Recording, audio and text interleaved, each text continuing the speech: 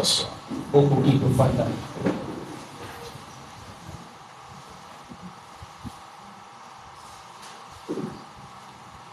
Lisons dans Matthieu chapitre 24.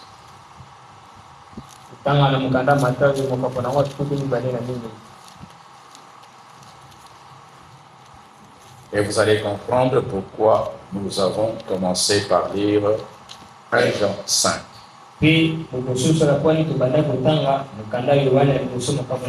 Matthieu 24, verset 24. Car il s'élèvera des faux Christ et des faux prophètes. Ils feront des grands prodiges et des miracles, au point de séduire, s'il était possible, même les élites.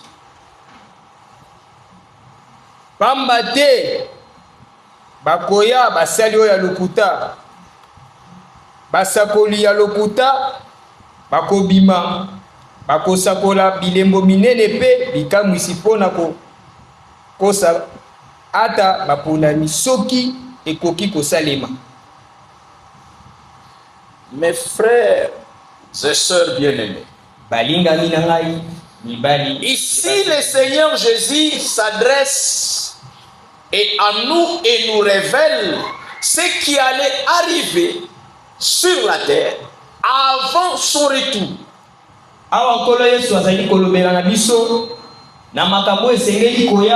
Et il parle ici de la séduction qui devait venir avant son avènement.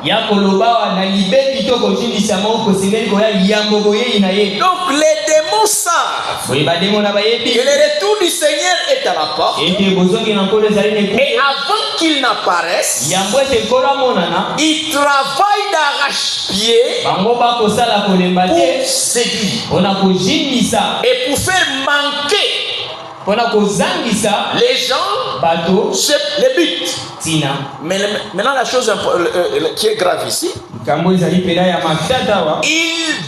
ont l'objectif de chercher à séduire même les ennemis. Les restes sont déjà séduits, mais ils sont préoccupés avant que Jésus ne vienne. Ils visent aussi à séduire les élites. Donc en fait, ils visent à séduire toute l'humanité. J'aimerais que vous puissiez comprendre bien la chose. Les démons ont dans leur agenda, avant que Jésus n'apparaisse, en fait que Jésus ne vienne trouver personne, que Jésus ne soit en mesure de prendre personne. Pour cela, il veut séduire l'humanité tout entière. Et ici, les dernières cibles sont les élites. Oh, les élites, le Seigneur a dit, il y a beaucoup d'appelés, mais il y a peu d'élites. Maintenant, il a déjà séduit la majorité. Ça n'a pas suffi. Il cherche maintenant la petite minorité là pour pouvoir la séduire. Alors maintenant, pour séduire cette minorité-là constituée des élites, il met tous les paquets en chaîne. Est-ce que vous êtes ici? Le Saint-Esprit vient de nous dire ce matin. Nous ne pouvons pas être séduits, nous, avec les Ave Maria. Nous ne pouvons pas être séduits, nous, avec la doctrine de la Trinité. Est-ce qu'un Élie peut être séduit avec les Ave Maria? Est-ce qu'un Élie peut être séduit avec ce qui se passe chez les pentecôtistes? Non. Mais où se situe au niveau où nous sommes arrivés maintenant la grande menace pour être séduit? La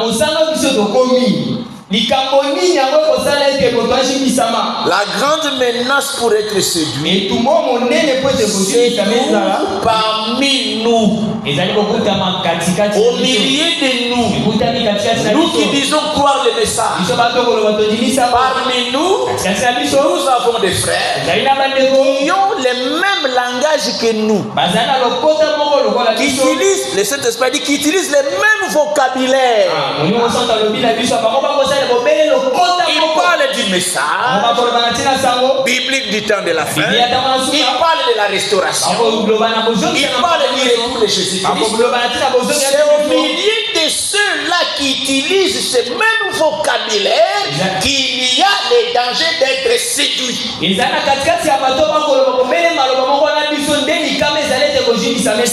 où il y a le danger d'être séduit. Parce que malgré ce langage-là, malgré ce vocabulaire-là, il y a des choses qui sont injectées là-dedans qui ne sont pas la parole de Dieu.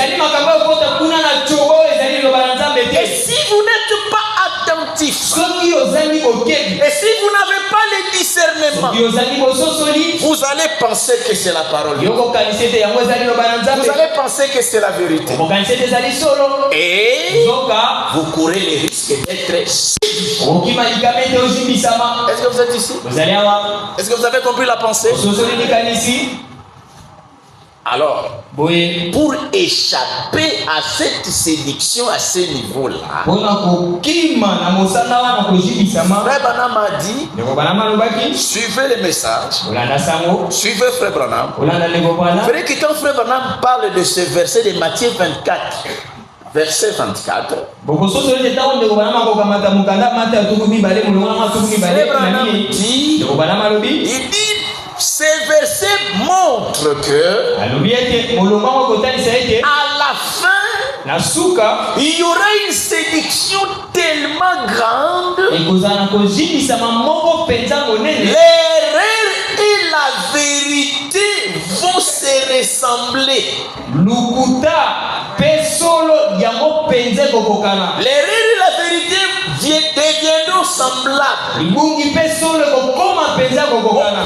Il va devenir difficile de savoir où est la vérité, où est l'erreur. Dans une des prédications, Frère Branham dit, ça sera comme la paume de main. Vous avez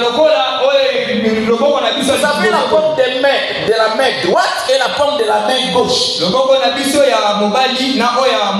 Il dit, la séduction va atteindre un degré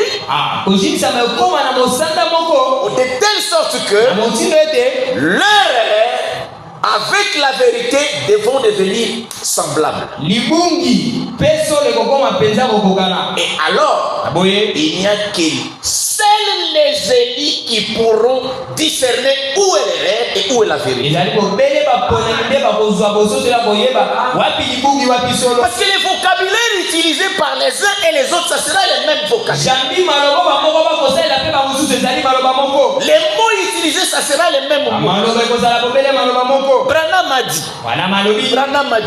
ils vont même arriver à utiliser le langage, il est écrit. Nous voyons comme dit l'écrit. Alors comment discerner? Comment faire la différence? Alléluia. Amen. Vous savez pourquoi les élites ne seront pas séduits? Les élites ne seront pas séduits parce que ils sont la parole. Alléluia. Amen.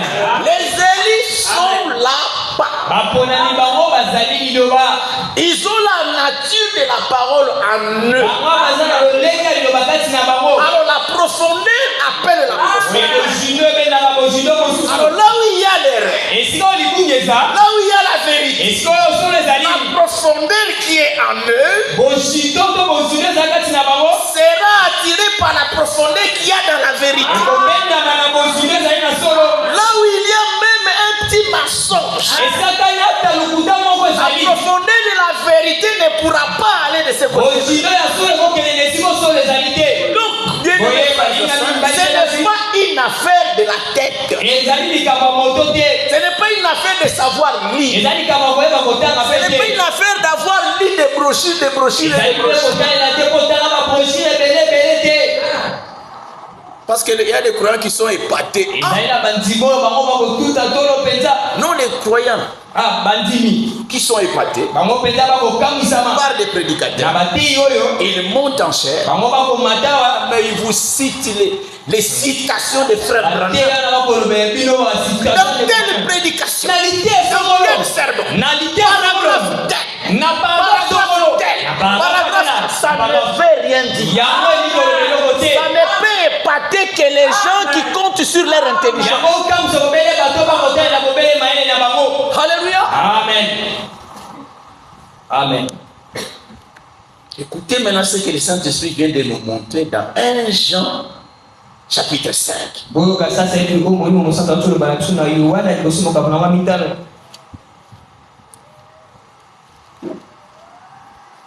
1 Jean 5.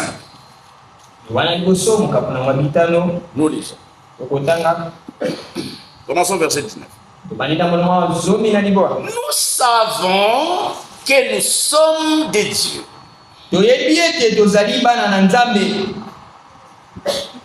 Et que le monde entier est sous la puissance du malin. C'est l'apôtre Jean qui parle. Si aujourd'hui quelqu'un parle comme Jean parle ici, on dira il est prétentieux. On dira il est orgueilleux. On dira qu'il fait montrer que c'est lui qui connaît Dieu. Mais Jean ne s'est pas gêné. Est-ce que vous êtes ici? Nous savons que nous sommes des dieux. Nous, les gens comme nous. Moi Jean, Pierre et les autres. Nous sommes des dieux. Il ne s'arrête pas là. Il continue. Et que le monde entier donc biso kaka nde toza ya Nzambe. C'est nous qui sommes des dieux. C'est nous qui sommes des dieux. Le reste de le monde là, le monde entier est sous la puissance du mal. Alléluia. Amen.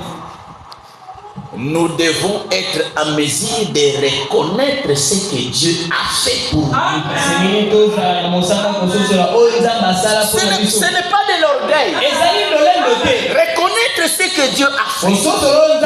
La grâce que Dieu nous a accordée. Dieu nous a accordé une grande grâce. La grâce de le connaître. Écoutons la suite. Suivez maintenant attentivement. Je suis en train de maintenant parler de Matthieu 24, verset 24. Pour que vous compreniez pourquoi les élus ne pourront pas être séduits. Le Saint-Esprit vient de nous montrer ça ici dans 1 Jean chapitre 5 au verset 20. Mes frères et sœurs, c'est pourquoi nous sommes en train d'insister, d'attirer votre attention. Faites attention aux retransmissions. Faites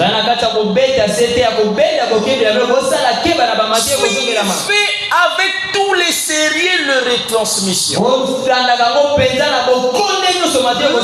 le Saint-Esprit est en train d'enseigner l'Église universel.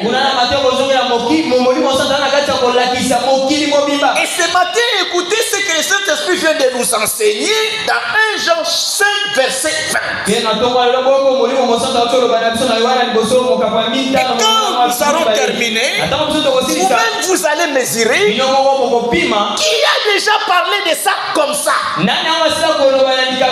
avons toujours lu 1 Jean chapitre 5, verset 20. Des années et des années dans ce. Écoutez ce que l'Esprit vient de révéler ce matin. Vous êtes ici?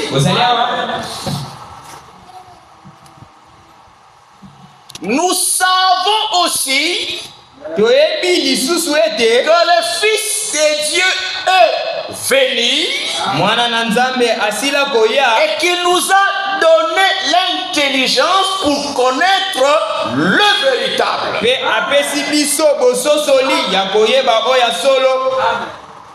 Pour connaître le véritable.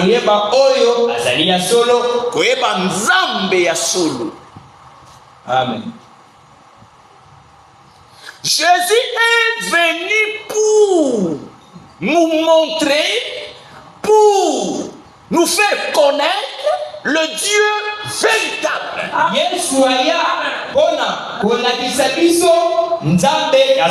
Donc le Dieu véritable, tout le monde ne le connaît pas. Amen. Parmi les questions que les hommes sur terre se posent matin, midi et soir, parmi ce qu'on appelle les grandes questions existentielles, la grande question, c'est de connaître qui est Dieu, qui est le véritable, qui est celui qui a créé cet univers. Maintenant ici l'écriture dit,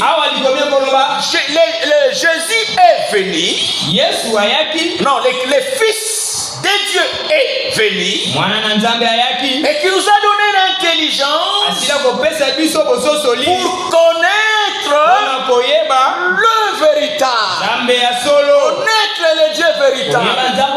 C'est le Fils qui le fait connaître. Nous en avons déjà parlé ici dans les sujets que nous avions abordés. Les choses cachées aux sages et aux intelligents, Dieu nous les a révélées par grâce. Et nous avions vu ça dans Luc, l'écriture dans laquelle Jésus disait, personne ne connaît le Père si ce n'est le Fils, et celui à qui le Fils veut le révéler. Il s'agit de la révélation que le Fils donne au sujet du Père. Alléluia.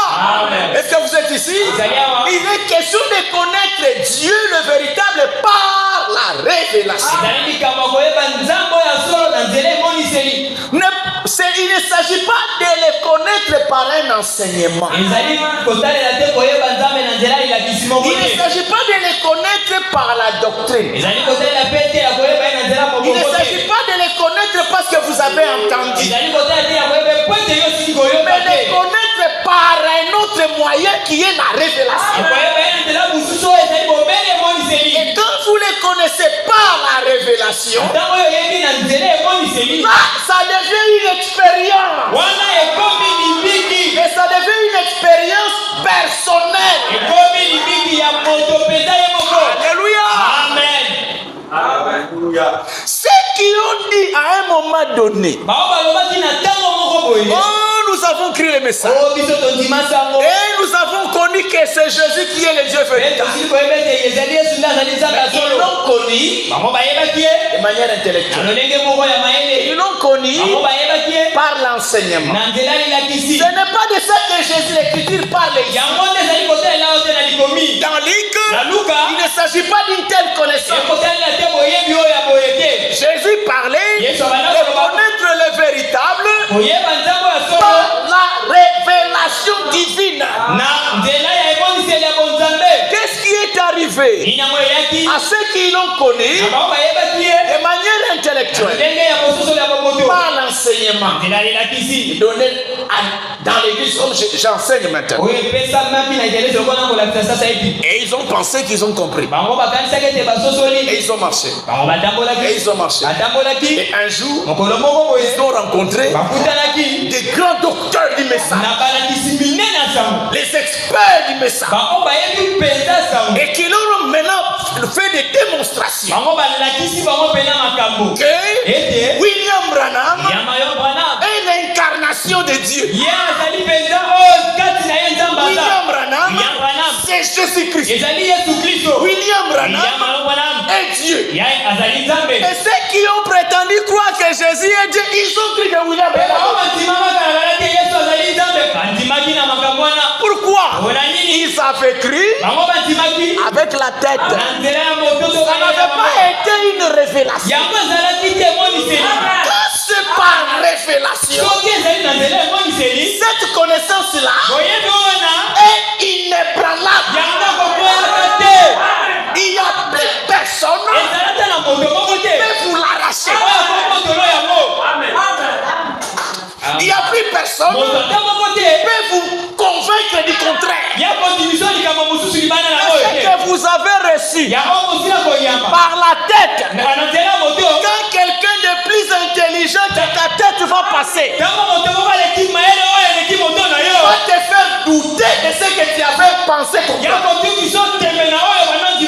Mais ce qui est reçu par la révélation divine, donc Jésus a dit, tu es heureux Simon.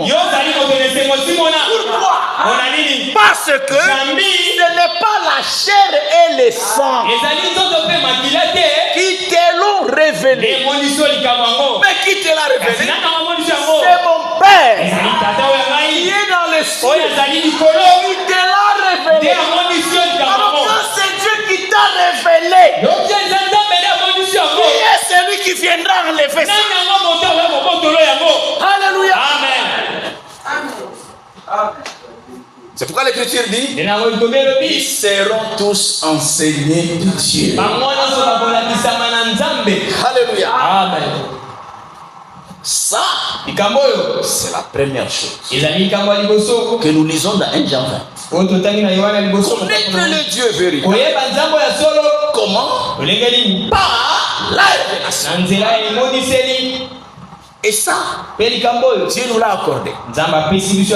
Ou certains d'entre nous, Dieu leur a accordé cela, de connaître le Dieu véritable par la révélation. Ne les connaissez pas par l'intellect. Ne les connaissez pas par l'enseignement. C'est pourquoi, bien aimés frères et sœurs, nous devons chercher la face de Dieu dans la prière. Les terrains préparés pour faire les expériences avec Dieu, c'est la prière. Le Saint-Esprit l'a dit dans une retransmission. Il y a la prédication. Ça a sa place. Et il y a la prière. Dans la prédication, la parole est proclamée pour vous donner la foi. Mais dans la prière, est-ce que vous êtes ici? Dans la prière, vous qui avez eu la foi, en écoutant la parole, dans la prière, vous vous approchez maintenant de Dieu. Vous allez dans la présence de Dieu pour prendre ce que vous avez cru en entendant la parole. Dans la prière, vous allez l'arracher.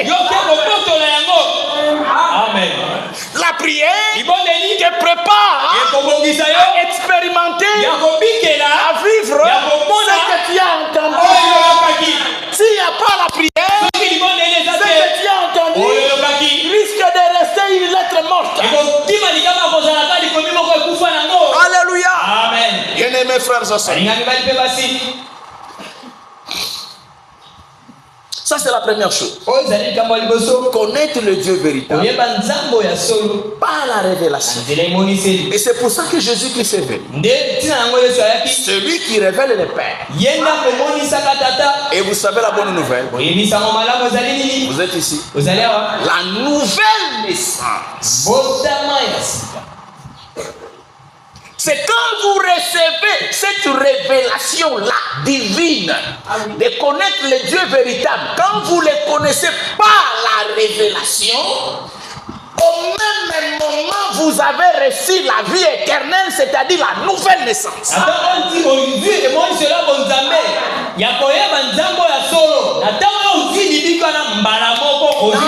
Allez lire. Dans la prédication de Frère Branham, intitulée Christ et la révélation du mystère de Dieu. Frère Branham dit là-bas, c'est quoi la nouvelle naissance? La nouvelle naissance, c'est lorsque vous recevez de Dieu la révélation de qui est Jésus-Christ. Quand vous recevez la révélation de qui est Jésus, c'est ça la nouvelle naissance. Alléluia. Amen. Et c'est ça la vie éternelle. Personne ne peut vivre éternellement. Écoutez-moi bien. Écoutez-moi bien. Personne ne peut vivre éternellement sans être né de nouveau. Quand vous entendez parler de la vie éternelle, vie éternelle égale nouvelle naissance. Pas de nouvelle naissance, pas de vie éternelle. Pourquoi? Parce que par la naissance naturelle, tu es né dans ce monde avec la vie que tu as obtenue de ton père par la naissance naturelle. Et par la nouvelle naissance, tu es né dans le royaume de Dieu avec la vie que tu as reçue de Dieu comme étant ton père. Pourquoi cette vie-là est éternelle? Alors que la vie que nous avons eue par la naissance terrestre n'est pas éternelle. Voici la réponse. La vie que nous avons dans ce corps, elle n'est pas éternelle. Parce que nous l'avons reçu de nos pères qui ne sont pas éternels. Nous avons reçu une semence venant de nos pères. Et c'était une semence mortelle. C'était une semence corruptible. Nous sommes donc les produits d'une semence mortelle et corruptible. Et comme nous avons été les produits d'une semence corruptible par notre naissance naturelle, une semence mortelle et corruptible se reproduit selon son espèce. Elle donne naissance à des enfants qui sont mortels et qui sont corruptibles. Maintenant, la vie éternelle vient comment? Elle ne peut venir que d'une semence qui est éternelle, qui est incorruptible. Et cette semence, c'est la semence qui vient de Dieu. Dieu est le seul être qui est éternel. Sa semence, nos parents, nos papas, nos pères, l'homme a la semence en lui. Est-ce que c'est la vérité? La semence de l'homme est en lui. Et c'est ça qui nous a engendrés. Et ça nous a donné la nature de cette semence. Alors Dieu est éternel. Il a en lui sa semence. Sa semence est sa parole. Et sa parole engendre les enfants éternels comme lui. Alléluia. Amen. Pas de nouvelle naissance, pas de vie éternelle. Ça, c'est le premier pas. Maintenant, il y a le deuxième pas. Là, dans Jean 5, verset 20.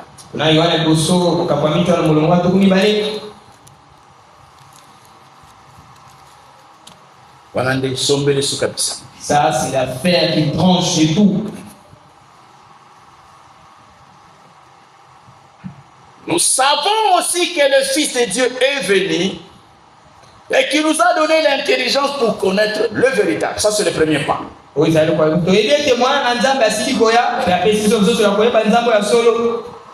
Souvent, nous en parlons. Écoutez la deuxième partie. Et nous sommes dans le véritable.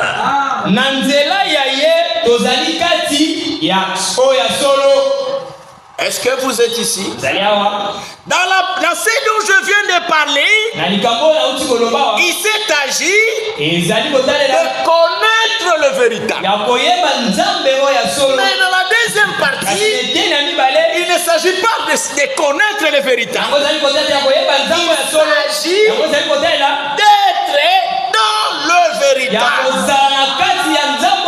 Le véritable. Il n'y a pas de tableau, j'ai oublié. Donc, le véritable, c'est Dieu. Dans la première partie, vous l'avez connu. Mais dans la deuxième partie, il est question que toi, tu puisses entrer en lui. Que tu sois en lui. Lui qui est le véritable.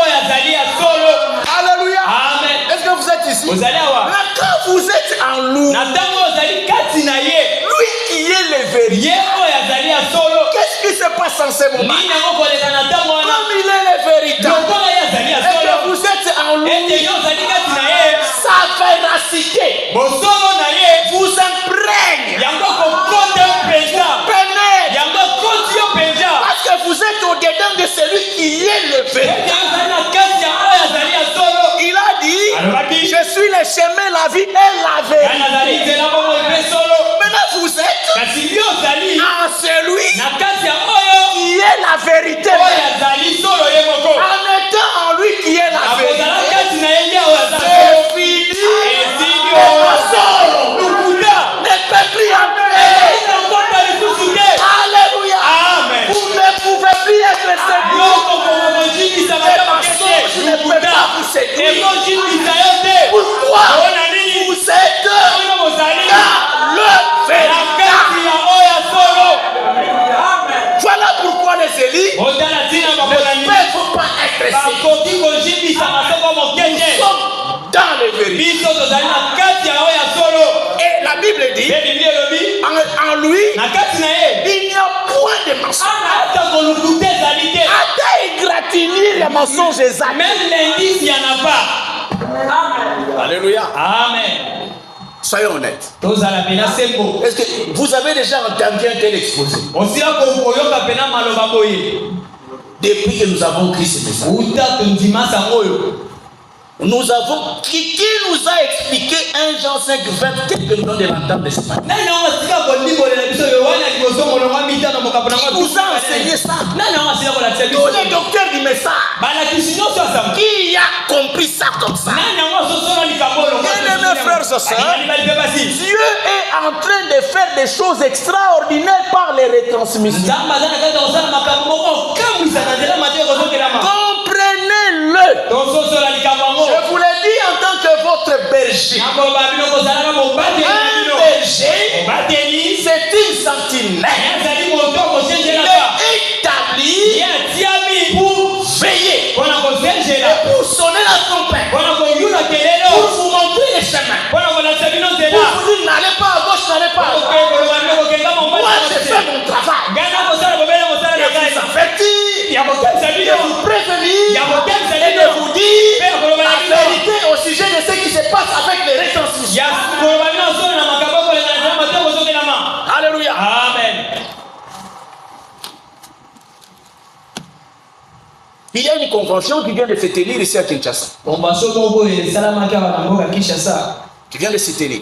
Et dans cette convention, un bien-aimé frère s'en prend aux retransmissions. Vous êtes ici? Il s'en prend aux retransmissions. Et qu'est-ce qu'il se met à dire? Il dit, les retransmissions, ce n'est pas la dernière action de Dieu. Les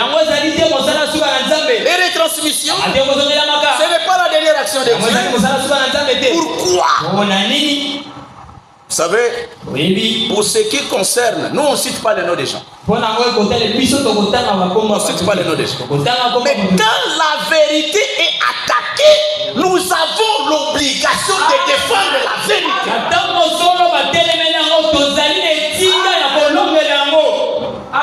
Nous avons l'obligation de défendre la vérité.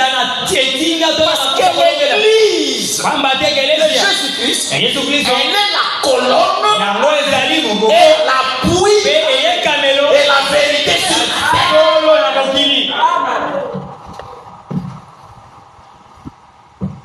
Dans cet exposé, les frères disent, les retransmissions ne sont pas la dernière action.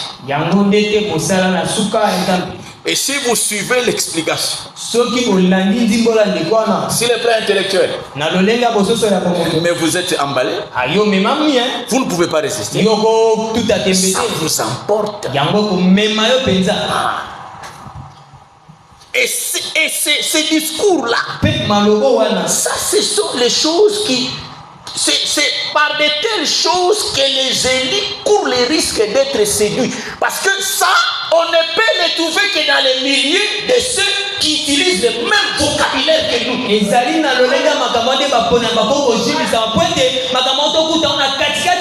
Écoutez l'exposé. Il dit pourquoi ce n'est pas la dernière action. Parce que c'est la prédication. La dernière action, ça sera l'effusion du Saint-Esprit final. Quand l'Esprit descendra dans sa plénitude, là où la parole a été reçue dans sa plénitude, alors le ministère de la parole parlé sera manifesté. C'est ça la dernière action. Mais les retransmissions, ce n'est pas la dernière action, parce que c'est la prédication. Très beau, hein? Et vous trouvez là des termes du message. L'Esprit viendra dans sa plénitude. C'est le message qu'il enseigne. L'Esprit viendra dans sa plénitude. Là où la parole a été reçue dans sa plénitude. Encore le vocabulaire du message. Et en disant, les retransmissions, c'est la prédication. Mais la dernière action, ça ne sera pas la prédication. Ça sera la puissance de l'Esprit. C'est l'action. C'est la dernière action. Vous voyez les termes qui sont utilisés. Les vocabulaires même qui sont utilisés. Ça, vous ne pouvez pas trouver ça chez les pentecôtistes. Vous ne pouvez pas trouver ça dans l'église catholique. C'est ça. C'est là où le vocabulaire utilisé est semblable à notre vocabulaire. Il y a les dangers d'être séduit. Alléluia. Amen. Voici ce que nous voulons dire. La première chose.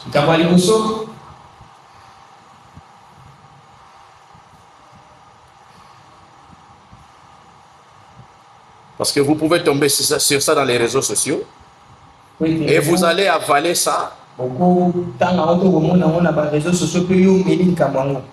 avez avalé du poison et vous ne le savez pas.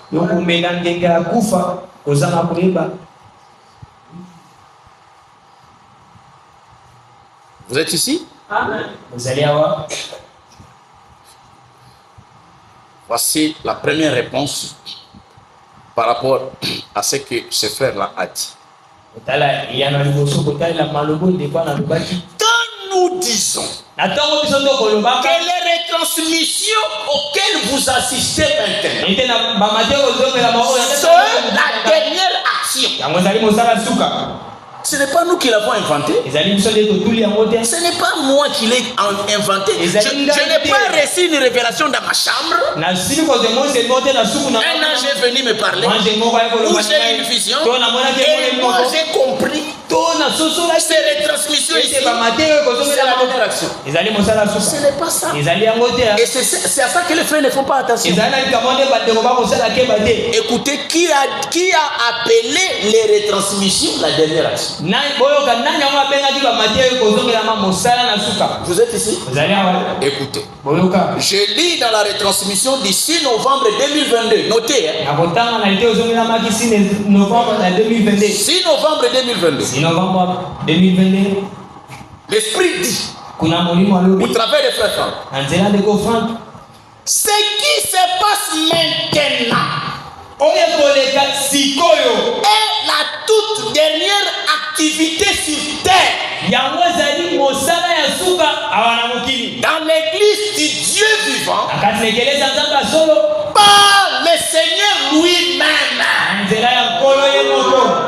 Vous avez bien entendu? Ce qui se passe maintenant est la toute dernière activité sur terre. Toute dernière activité dans l'église du Dieu vivant par le Seigneur lui-même.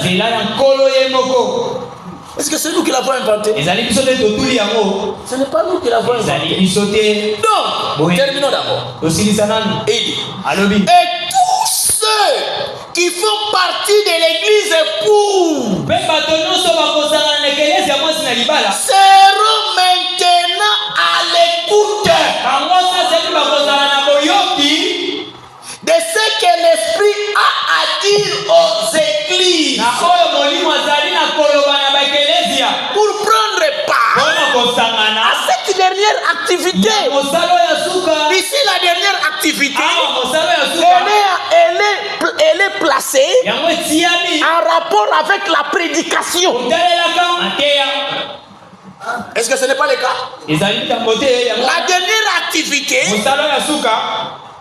est évoquée pendant que l'Esprit parle. Et l'Esprit nous invite à être à l'écoute. Soyez à l'écoute. C'est ce que moi je ne cesse de vous inviter, d'être à l'écoute de ce que l'Esprit dit au travers des retransmissions. Nous sommes en train de vivre la dernière activité de Dieu sur terre. Et ici il est clairement dit, c'est la dernière activité de Dieu sur terre. Pas par frère Franck, pas par frère Abel, par Dieu lui-même. Les élus de Dieu l'ont déjà compris. Et ils voient bien que c'est Dieu qui est dans la foi. Ce n'est pas un homme. Alléluia. Amen.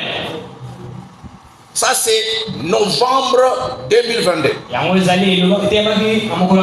Je lis maintenant le 1er octobre 2023. Je lis. Donc, nous faisons partie des élus qui peuvent maintenant vivre le dernier message, la dernière action de Dieu avant l'enlèvement. La dernière action de Dieu avant l'enlèvement, elle est en cours. Nous sommes en train de vivre la dernière activité de Dieu.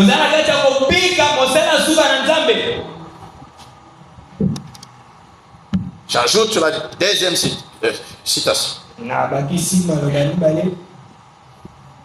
C'est le 4 février 2024. Quelques mois avant sa mort. Écoutez maintenant. Que Dieu bénisse tous ceux qui participent aux retransmissions. Alléluia. Amen. Que Dieu bénisse tous ceux qui participent maintenant à ce que Dieu fait maintenant. Il y a quelque chose que Dieu est en train de faire maintenant. Comment vous ne le voyez pas? Comment vous ne le comprenez pas? Si vous l'aviez compris, personne ne viendrait écouter les retransmissions en retard. Si vous l'aviez compris, vous ne manqueriez même pas une seule retransmission. Et l'esprit a même prévenu au sujet des retransmissions en disant de manière claire: ne manquez aucune retransmission. L'avertissement a été donné. Je continue. Et ceci est le dernier message. Là, non. Oui, c'est le. Nous sommes le 4 février. Donc il reprend pratiquement la même chose. Et ceci est le dernier message. La dernière action de Dieu sur la terre par le Saint-Esprit. Là-bas en 2022, il disait par le Seigneur lui-même. En 2024, il dit la dernière action de Dieu sur terre par le Saint-Esprit et par la parole de Dieu dans la troupe rachetée par le sang. Alléluia. Amen. Bien-aimés frères et sœurs, les frères maintenant il ne faut pas attention encore. Quand ils disent que les retransmissions ne sont pas la dernière action, ils ne remarquent pas qu'ils sont en train de rejeter publiquement ce que l'Esprit a dit ici. Est-ce que vous êtes là? C'est la première chose. Ils sont en train de rejeter publiquement ce que je viens de vous dire. Deuxième chose, en disant que les retransmissions ne sont pas la dernière action de Dieu, ils n'osent pas le dire. Mais c'est ce qu'ils disent en d'autres termes. Que ce que frère Franck dit ici est faux. Mais ils n'ont pas le courage de l'attaquer comme ça. Alors ils prennent les détours. Il y a des frères qui disent les retransmissions sont la dernière. Ce ne sont pas les frères, c'est frère Franck qui l'a dit. Alors ayez le courage de dire que c'est faux. Que frère Franck, ce que frère Franck a dit là est faux. Nous on ne croit pas ça. Ils n'ont pas le courage de le dire. Mais ils le rejettent de manière subtile. Vous êtes là? Amen. Je vais fermer cette parenthèse bientôt. Mais je dois présenter les éléments nécessaires pour que vous compreniez que c'est faux. Frère, sur ce chemin, comprenez une chose. Dieu a des hommes par lesquels il parle, c'est-à-dire des bouches autorisées. Alors, lorsque on est en face à des choses qui font l'objet de controverses, écoutez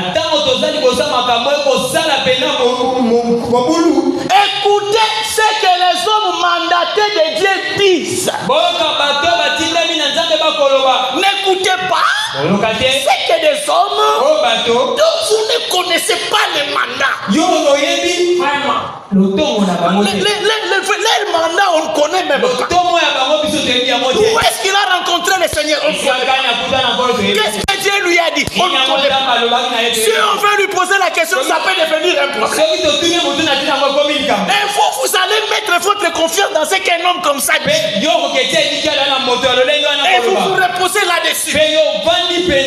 Non, frère. Dans le royaume de Dieu, il y a des hommes qui ont le mandat de parler au nom de Dieu. Ce sont ceux-là que nous devons écouter. Alléluia. Première chose. Deuxième chose.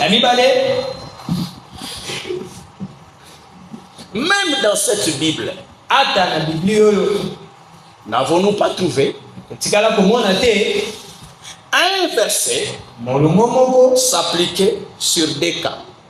Est-ce que ça n'existe pas dans la Bible?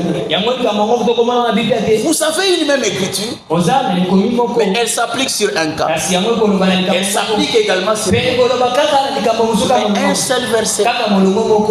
Dans Osée, la Bible dit: j'ai appelé mon fils hors de l'Égypte. Le fils dont il est question là, c'était Israël. Israël était en Égypte. Et Dieu a appelé Israël son fils premier-né. Et il a envoyé Moïse là-bas pour faire sortir Israël de l'Égypte. Mais le Saint-Esprit est venu au temps de Jésus, a pris ces versets et l'a appliqué sur Jésus. Et Jésus, savez, quand il était enfant, quand Hérode cherchait à les faire mourir, l'ange a dit à Joseph: amène-les en Égypte pour qu'ils ne soient pas tués. Il l'a amené en Égypte et on lui a dit: jusqu'à ce que je te le dirai. Et après, l'ange a parlé à Joseph pour qu'il puisse ramener l'enfant, qu'il quitte l'Égypte, qu'il puisse rentrer. Et la Bible a pris l'écriture qui concernait Israël lors de la sortie de l'Égypte, a été appliquée sur Jésus. J'ai appelé mon fils hors de l'Égypte. Alléluia. Amen.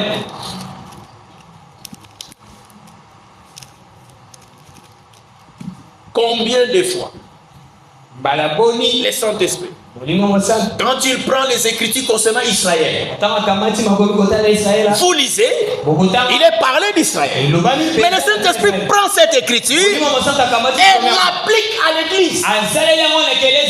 Prend la promesse concernant Israël et elle l'applique à l'Église. Alléluia. De quoi s'agit-il, frère? C'est vrai. Écoutez-moi bien, écoutez attentivement. C'est ce qui a échappé à nos bien-aimés frères. Les mêmes frères Franck, dans les circulaires, il appelle l'effusion de l'esprit qui viendra à la fin que nous attendons lorsque la pluie de la saison tombera. Il appelle ça aussi la dernière action. Est-ce que vous êtes ici? Il appelle aussi ça la dernière action. Mais le même, il n'appelle pas de la dernière action par rapport à ce qui se fait maintenant. Les deux pensées ne s'opposent pas. Les deux pensées ne se rejettent pas. Voici ce que nous devons comprendre. Alléluia. Amen. Est-ce que vous êtes ici? Concernant la première pensée, et d'ailleurs, avant que les retransmissions ne viennent, nous ne connaissons tous que cette première pensée.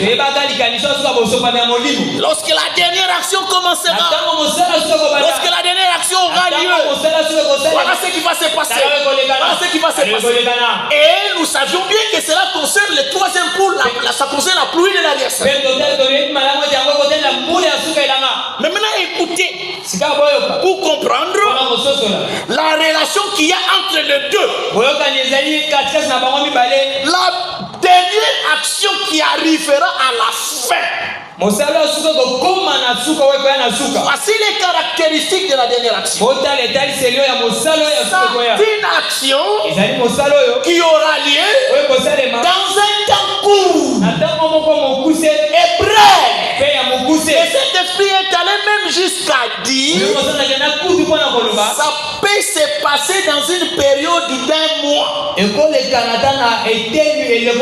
Ça ne prendra pas beaucoup de temps. Et la Bible en parle en disant ça sera une action brève et courte. C'est la première pensée. Et cela est vrai. Mais seulement, c'est la chose. L'esprit qui va tomber à la fin. Écoutez-moi bien, ne manquez pas ça. L'esprit qui va tomber à la fin. La question est la suivante. Il tombera sur qui? Et il tombera où? Il tombera sur qui? Il tombera où? Remarquez que l'esprit, quand il va tomber, il va tomber sur un peuple qui sera sur la terre. Et tout ce peuple-là recevra cette puissante effusion de l'esprit. Au même moment, à la même heure, le même jour, et dans le monde entier. Est-ce que vous êtes ici? Vous allez avoir. L'esprit tombera dans le monde entier au même moment et pour tout le monde au même moment.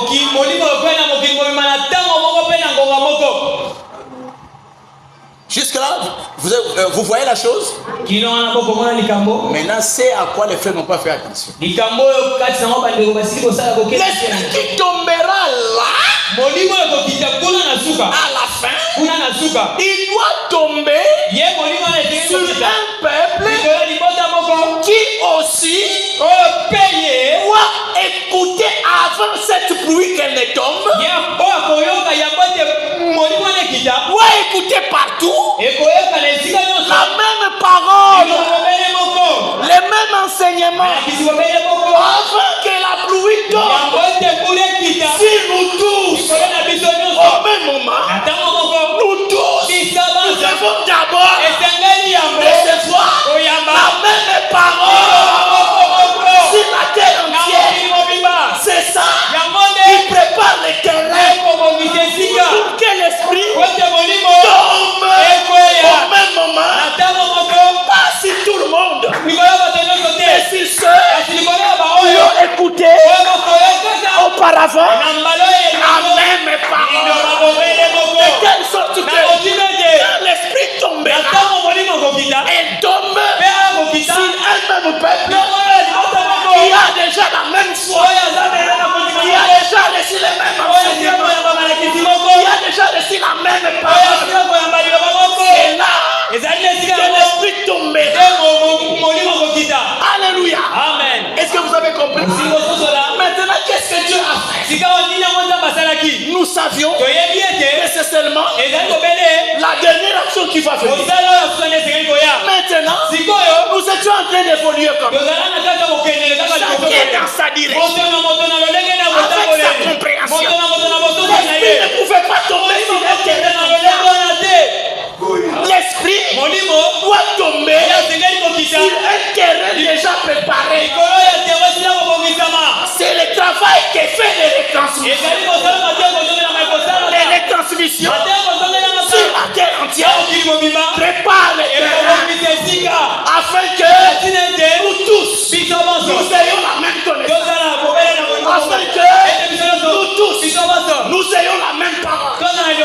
Afin que nous tous nous ayons les mêmes enseignements. Alors quand le terrain est préparé, alors l'esprit pourra tomber. Et il tombera là. Pas ailleurs. Pas où chacun enseigne comme il veut. Alléluia. Amen. Amen. Ainsi, la dernière action entendue comme étant la boue, le terrain est préparé par ce qui se passe maintenant. De telle sorte que ce qui se passe maintenant prépare le terrain avant que l'esprit ne vienne. maintenant. Va se développer. Et quand l'essai que Dieu fait maintenant va atteindre le sommet, le point culminant, alors l'esprit tombera. Alléluia. Donc, ce qui se passe maintenant, vous ne pouvez pas séparer ça avec ce qui vient.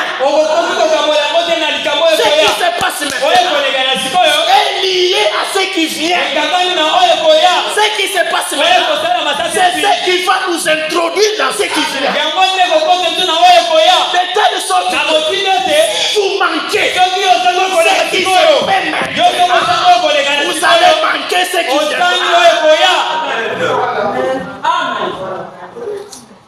Alléluia. Amen. Je ne sais pas si je vais retrouver ça. Oui, je pense que je vais le trouver.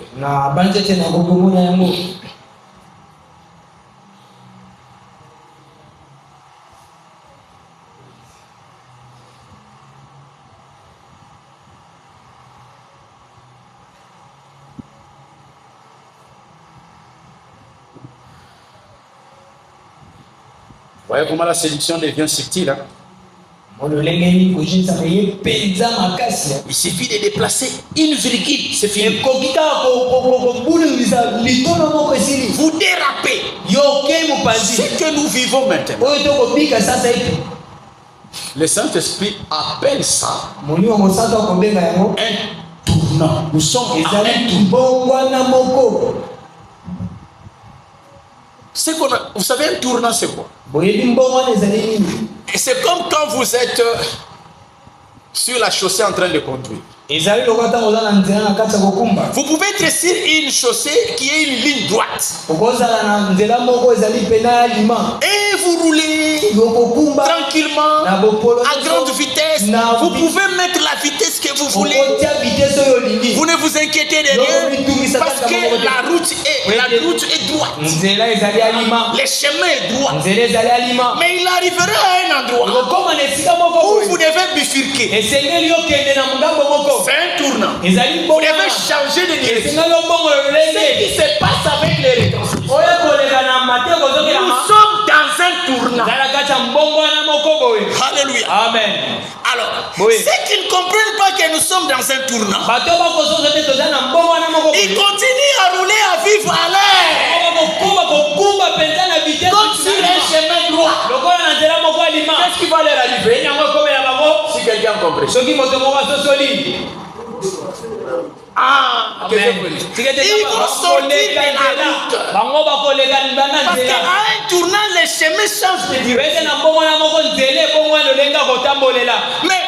Mais c'était les chemins dans lesquels vous étiez en train de marcher. Nous sommes à un tournant. Et plusieurs sont en train de sortir du chemin. Comme c'est que je suis l'exemple dont nous sommes en train de parler, ce sont des faits qui sont sortis du chemin et ils ne le savent pas. Et vous savez, quand vous sortez du chemin de cette manière-là, les conséquences sont dramatiques. Vous êtes d'accord avec moi? Vous sortez du chemin, vous ne saviez pas que à l'arrêt qui suit, la route change de direction. Mais vous, en conduisant, vous ne saviez pas. Vous venez comme si vous êtes sur une route normale. Et quand vous allez arriver là, vous serez surpris et vous allez traverser. Vous pouvez aller vous cogner contre un mur, aller écraser une maison d'autrui parce que vous ne saviez pas qu'il y a un tournant devant vous.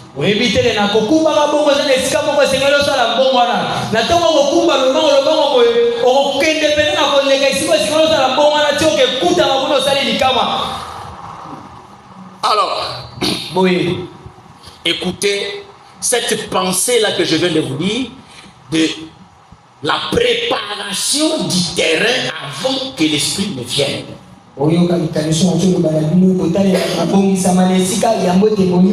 Ça, c'est dans la retransmission du 4 octobre 2025.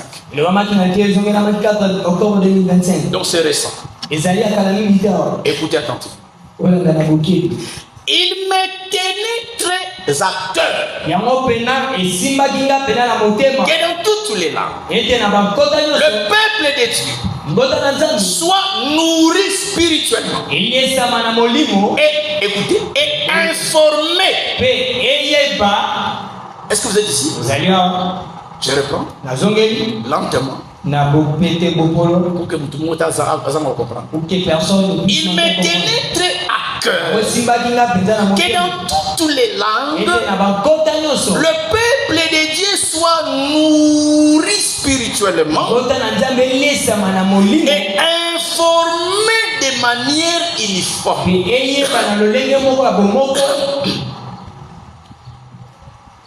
Écoutez, il est dit que le peuple de Dieu soit informé comment? De manière uniforme. Retenez le mot uniforme. Pourquoi? Afin que nous soyons tous sur le plan de la connaissance, sur le plan de l'enseignement, sur le plan de la parole prophétique, que nous soyons tous amenés au même niveau spirituel, afin que lorsque la dernière phase commencera,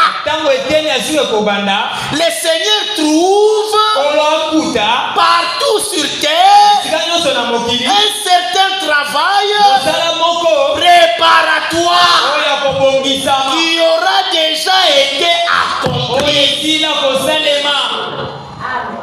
afin qu'il puisse bénir et ne plus avoir à remédier aux maladies infantiles,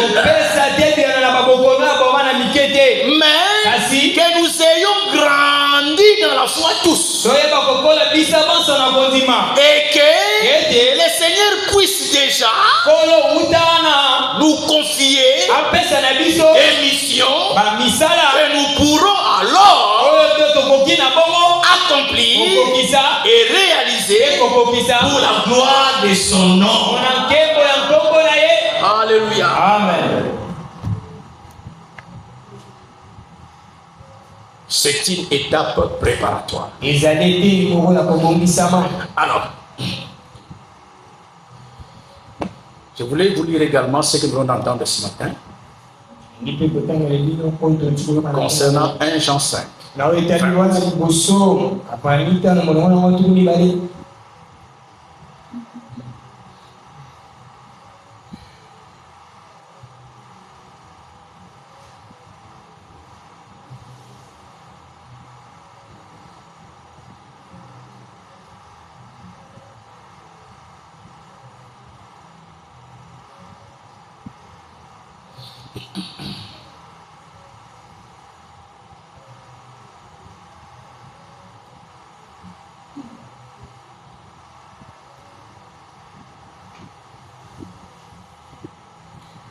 Donc nous voulons vous lire, vous citer une citation importante.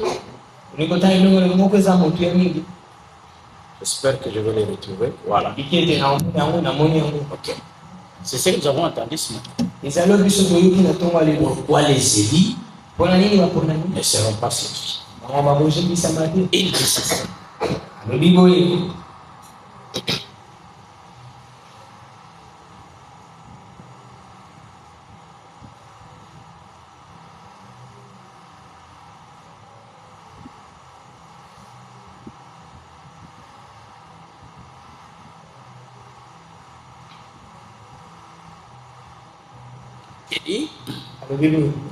Nous aussi, pour être bref, Dieu est le Dieu véridique, véritable, vrai. En lui, il ne peut y avoir que vérité et véracité. Mais cette véracité divine doit aussi être trouvée en nous. Nous aussi, nous devons être dans le véritable. Vous suivez? Imprégné, pénétré de la vérité divine, de la tête aux pieds, et devenir une partie de la parole, afin que tout mensonge et tout ce qui peut l'être rebondisse sur nous. Rebondisse.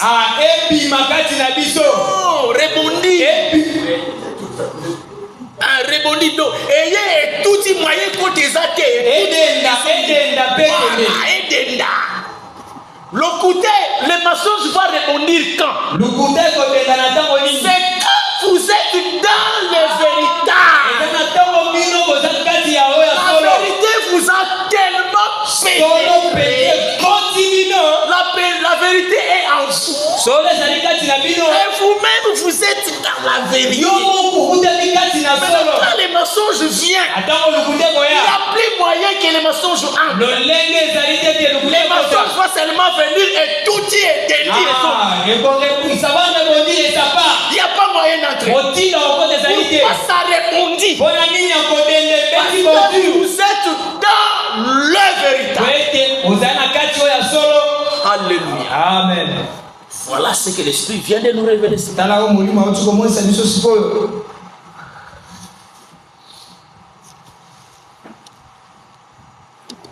Nous lisons dans Luc.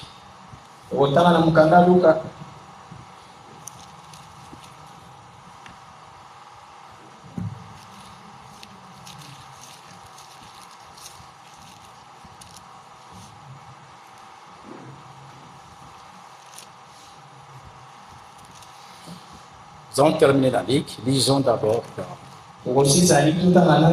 Malachie.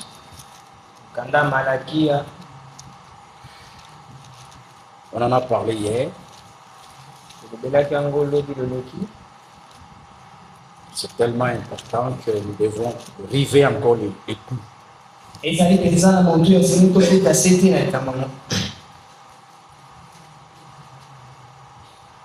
Ça, ce que je veux dire maintenant, c'est la quintessence, les résumés de ce que nous avons entendu. Écoutez ça. Malachie chapitre 3. Commençons verset 13. Vos paroles sont rides. Traduisez directement. Vos paroles sont rides contre moi, dit l'Éternel. Et vous dites, qu'avons-nous dit contre toi? La réponse. Vous avez dit, c'est en vain que l'on sert Dieu. Qu'avons-nous gagné à observer ces préceptes et à marcher avec tristesse à cause de l'Éternel des armées?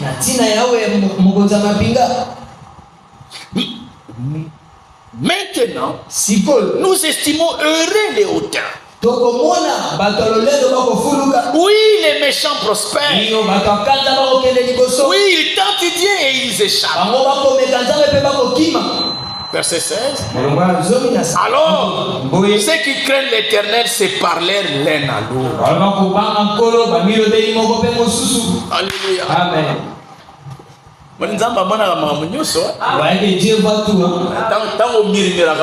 toi tu murmures là, moi je suis venu accompagner les autres ici. Moi on dirait pour moi le ciel est fermé. Dieu ne m'entend pas. Je suis ça. Ici c'est grave, maintenant c'est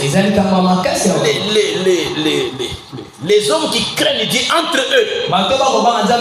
Et ils ont eu le courage d'échanger. Mon cher, comment tu trouves cette affaire? On fait perdre notre temps pour rien. Tu ne vois pas les hôtels là-bas. Ils sont en train de passer dans le véhicule très bien. Ils sont en train de tuer les autres. Mais voilà, ils sont en train de prospérer. Ils sont en train de prospérer. Ceux qui ont parlé comme ça, ce ne sont pas les païens. Nous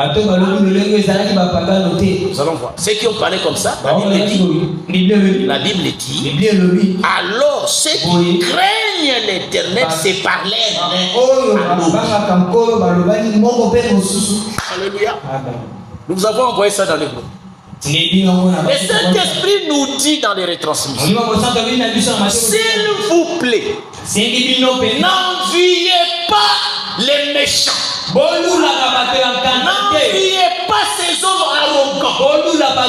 Même s'ils ont la gloire, la richesse, les biens de ce monde, ne les envions pas. Pourquoi? Tout cela est éphémère. C'est pour un temps. Alléluia. Amen. Bientôt, ces gens-là, avec leur richesse, nous allons les vivre, nous allons les voir, tout cela sera anéanti. Est-ce que vous le savez?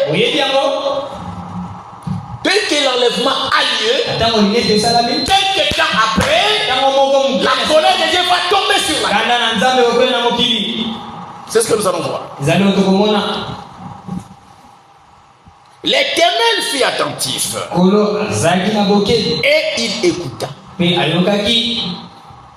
Et un livre de souvenirs fut écrit devant lui. Maintenant, au verset 16, retenez la pensée suivante. Alors, ceux qui craignaient l'Éternel se parlaient. Il est question de ceux qui craignent l'Éternel.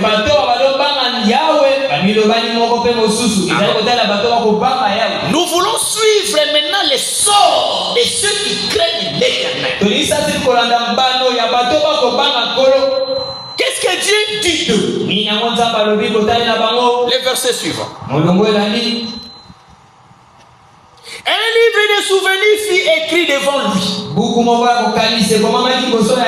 Pour qui? Pour qui? Pour ceux qui craignent l'Éternel. Retenez encore cela. Pour ceux qui craignent l'Éternel. Et qui honorent son nom. Verset 17. Ils seront à moi, dit l'Éternel des armées. Qui seront à l'Éternel?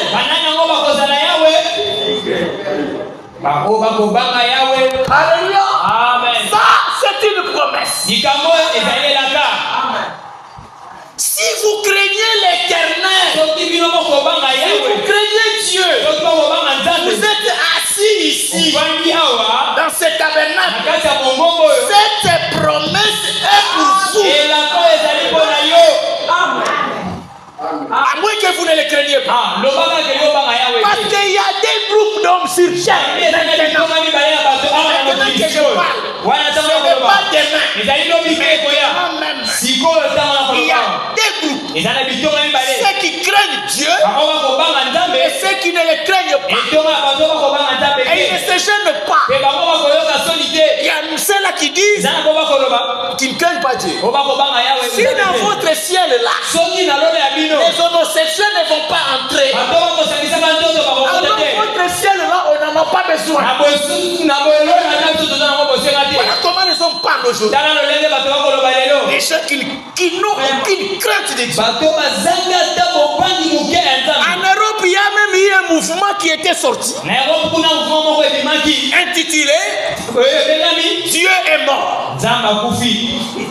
Dieu est mort. Dieu est mort. Dieu n'existe pas. J'ai vu quelqu'un a mis dans son statut que je connais bien, une connaissance, je cause très bien. Il met dans son statut que la fin du monde est une illusion. C'est une illusion qu'on entretient. Le monde continuera toujours. Ça continuera. Ils vont naître, ils vont mourir. Les gens n'ont plus la crainte de Dieu. Mais maintenant, toi et moi qui craignons Dieu, voici la promesse. Ils seront en moi, dit l'Éternel des armées. Dans la traduction allemande, il est dit, ils seront ma propriété particulière. Amen.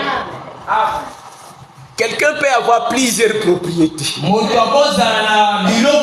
Mais quand on parle d'une propriété particulière, donc c'est une propriété qui a une spécificité par rapport à d'autres. Voilà la place qu'occupe l'épouse. Les autres sont des enfants de Dieu. Ils sont sauvés. Mais nous serons sa propriété particulière.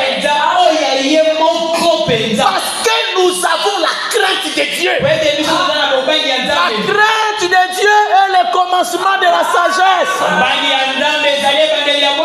Alléluia. La différence entre les vierges folles et les vierges sages.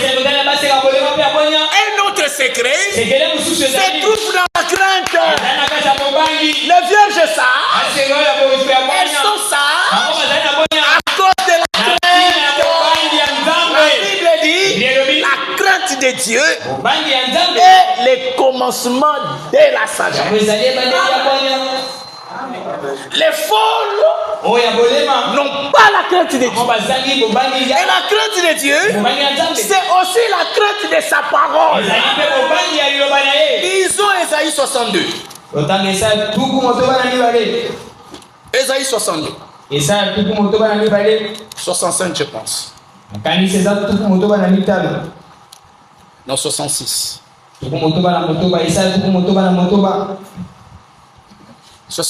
66 verset 2. Toutes ces choses, ma main les a faites. Et toutes ont reçu l'existence, dit l'Éternel. Voici sur qui je porterai mes regards. Sur qui Dieu porte ses regards? Trouvez la réponse. Voici sur qui je porterai mes regards. La réponse, si c'est lui qui souffre. Alléluia. Amen. Et qui a l'esprit abattu. Si c'est lui qui crée ma parole. Alléluia. Amen. La crainte de l'Éternel est le commencement de la sagesse. Nous revenons dans Malachie chapitre 3. Ils seront à moi, dit l'Éternel des armées. Ils m'appartiendront au jour que je prépare. Donc, devant nous, il y a un grand jour qui vient. Dieu dit, ils m'appartiendront au jour que je prépare. Dieu prépare devant nous un jour. Nous allons voir ce qui va se passer. Ils m'appartiendront au jour que je prépare. J'aurai compassion d'eux. Il aura compassion de qui? De qui? Alléluia. Donc Dieu te promet, toi qui le crains, il aura compassion de toi. Alléluia. Qui sera sa propriété particulière. Ça ne s'arrête pas là. Il continue. Comme un homme a compassion de son fils qui le sert. Voilà comment Dieu aura compassion de ceux qui le craignent. Il aura compassion de comment? Comme un père a compassion d'un fils qui le sert. Alléluia. Bien-aimés frères et sœurs, ceux qui craignent l'Éternel, Écoutez-moi bien. Ceux qui craignent l'Éternel sont considérés ici comme des fils. Et Dieu est un père. Est-ce que c'est la vérité? Dieu est un père. Il a un père. Maintenant, la Bible dit ici, comme un père a compassion, la Bible ne dit pas de son fils, point. Lisez bien votre Bible. Comme un père a compassion de qui? De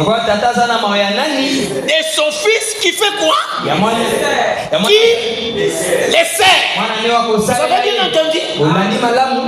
Les fils qui les servent. Alléluia. Amen. Donc il ne suffit pas d'être fils. De se réjouir d'être enfant de Dieu. Ça ne suffit pas. Dieu attend que ses fils les servent. Alléluia. Amen. Amen. Je veux que cette pensée pénètre dans l'assemblée des sans-fils. Dieu veut que ses fils, ceux qui se considèrent être ses fils, c'est bien. Mais Dieu veut des fils qui les servent dans sa maison, dans son royaume, dans la maison de Dieu. Personne ne doit être chômeur. Amen. Personne ne doit croiser les bras et servir Dieu. Et Saint-Esprit l'a dit, ce n'est pas seulement prêcher. Servir Dieu, chacun doit servir Dieu là où Dieu l'a placé. Amen. Chanter dans l'église, c'est servir Dieu. Alléluia. Amen. Adorer dans l'église, c'est servir Dieu. Balayer la maison de Dieu, c'est servir Dieu. Prendre les groupes électrogènes là et aller les mettre à la place. Pour qu'on écoute la parole ici, c'est servir Dieu. Faites quelque chose dans la maison de Dieu. Ne croisez pas les bras. Alléluia. Quittez sa maison. Affrontez tous les obstacles, les embouteillages et arriver à la maison de Dieu. Faites pourquoi? Pour servir Dieu. Dieu voit. Dieu regarde. Alléluia. Alors il promet. Il verra la différence. Il aura compassion. Et fils qui les servent. Alléluia. Amen.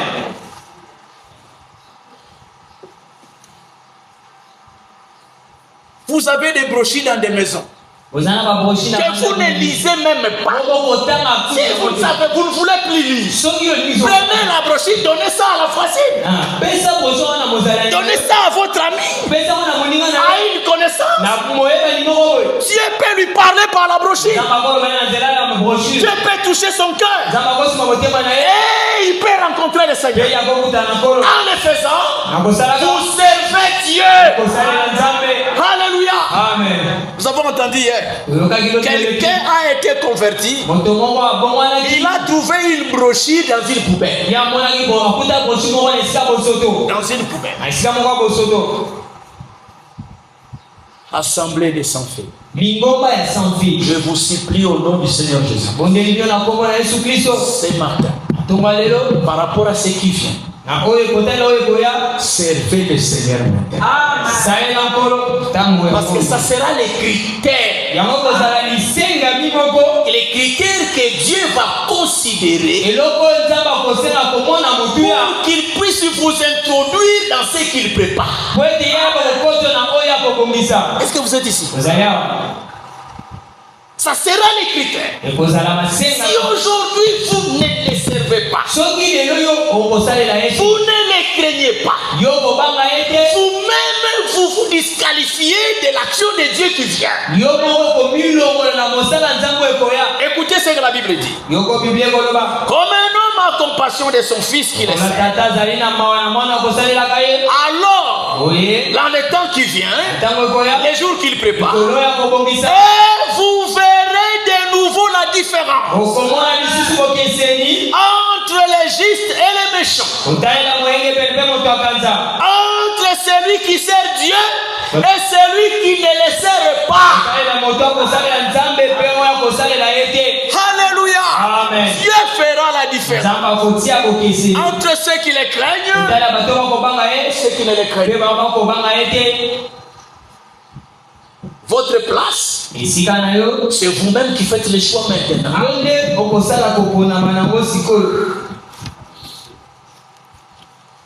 Remarquez que cette écriture, est-ce que vous êtes là? Le chapitre 3 que nous venons de déterminer, c'est juste après ça que la Bible annonce les jours de colère et de la vengeance de Dieu.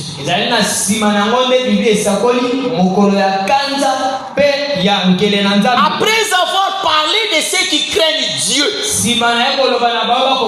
immédiatement l'Esprit parle du jour du jugement. Voici ce que le Saint-Esprit nous a révélé hier. Quelle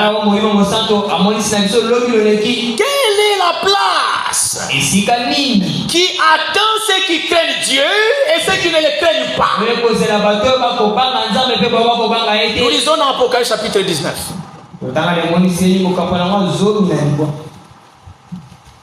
Apocalypse chapitre 19. Verset 1er. Après cela, j'entendis dans les cieux comme une voix forte d'une foule nombreuse qui disait Alléluia, Alléluia. Les salis, la gloire et la puissance sont à notre Dieu. Cette foule nombreuse que vous voyez là, c'est l'épouse qui est dans la salle des noces. C'est l'épouse qui est au ciel.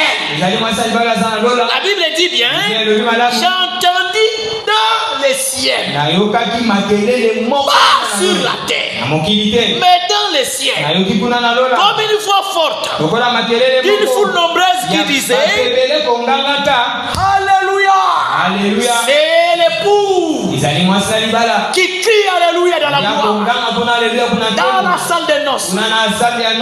Alléluia. Amen. Vous pouvez lire le reste à la maison. Nous lisons le verset 4. Quand l'épouse crie comme ça, Alléluia, et les 24 vieillards et les 4 êtres vivants se prosternèrent et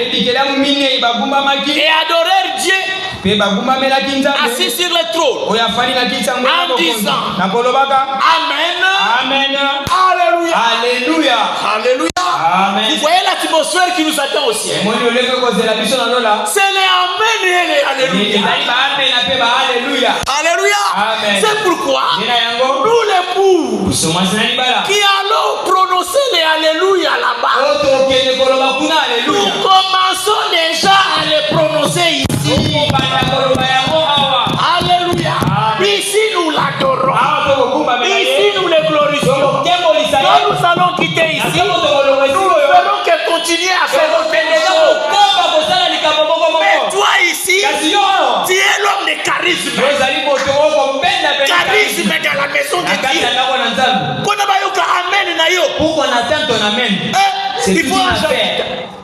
Il faut qu'un ange descende. Mais vous voulez aller dans quel ciel? Le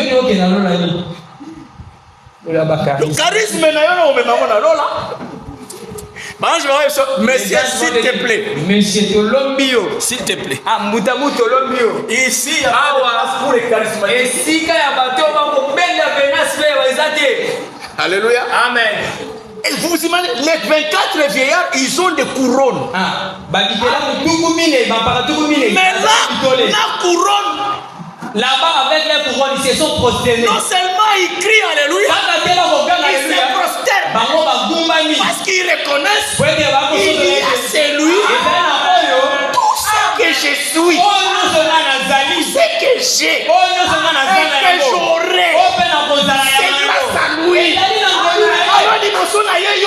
charisme. Devant lui, tu viens avec le charisme. Est-ce que tu comprends? En face de qui tu te tiens? Est-ce que tu comprends? Tu es devant qui quand on est ici? Mais il n'y a pas de problème. Chacun fait son choix. Chacun fait son choix. Nous continuons. Les versets 6. 5 plutôt. Et nous voit sortir du trône, disant, louez notre Dieu, vous tous ses serviteurs. Écoutez bien, vous qui les craignez, petits et grands. Alléluia. Amen. Est-ce que vous êtes ici? Le Saint-Esprit nous a dit, ceux qui craignent Dieu aujourd'hui sur la terre, leur destinée, c'est le ciel. Ici, Jean voit ceux qui craignaient Dieu sur la terre. Jean les voit dans la gloire aussi. Voilà ce que Dieu prépare pour ceux qui les craignent. Mais pour ceux qui ne les craignent pas, pendant que nous serons dans la gloire et ils seront restés sur la terre, qu'est-ce qui va leur arriver? Les jugements, la colère de Dieu annoncé dans Malachie chapitre 4. Vous pouvez lire à la maison. Voici le jour vient, ardent comme une fournaise. Tous les hautains, tous les méchants, ceux qui ne craignent pas Dieu, les jours qui viennent les embrasera.